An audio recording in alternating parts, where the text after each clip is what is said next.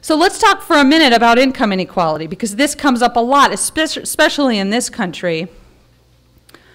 We hear a lot about the rich getting richer at the expense of the poor, which is why I led with that poster. And here's, you know, not to get super technical, but this is how economists measure income inequality. It's something called the Gini coefficient, and all you need to know is that it's ranked from, excuse me, 0 to 1. So 0 is perfect equality. Everybody earns $50,000, say. A Gini coefficient of 1 is perfect inequality. One person has all the money and everybody else has 0. We clearly don't live in either of those worlds. We live in the middle. As you can see, the US has been between 0.40 and 0.50 with a slight tick upward. So the question for economists really is, why is this happening? Why do we have income inequality? And should we do anything about it? And I could give, you know, we could have a whole nother talk on that, so we don't have time for that. But I just want to say, you know, show you this because this is where the debate is coming, and this is what people are talking about. And so the question is, let's go back to answer it again as Christians using good economic thinking. How do we kind of address this issue? Well, if we look at our human anthropology, inherent in us is our uniqueness. We are distinct. So even if we were able to redistribute all the income overnight in this country, take all the money from everybody and redistribute it so that everybody had the same amount. This is obviously a hypothetical. So let's say all of us have $100,000.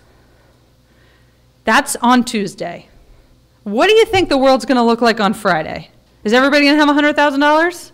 No way. Because we're all different. We all have different preferences. We all have different attitudes towards risk. We all have different ideas. Some of us might go put it on the craps table. You lost your money overnight. Some people might stuff it under a mattress. Some people might open a business. Some people might go to college. There's a lot of things you could do with that. There would be no way to manage equality of outcome.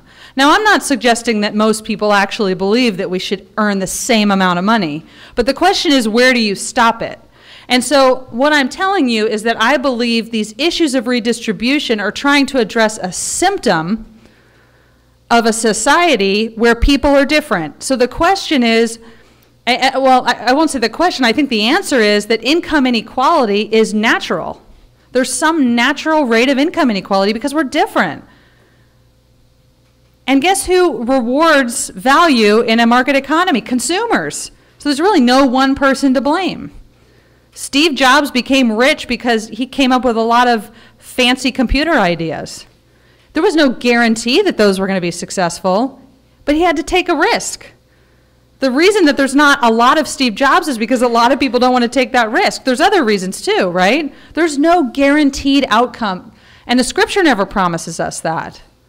You may call to be extremely wealthy, and there's accountability and responsibility you're going to have towards that, and you may be called not to have a lot of wealth, and there's accountability to that. And so, you know, I think it's easy to say we want these outcomes, but there's really no physical way to get them, is what I'm telling you. And it's because of our uniqueness. It's because we're distinct.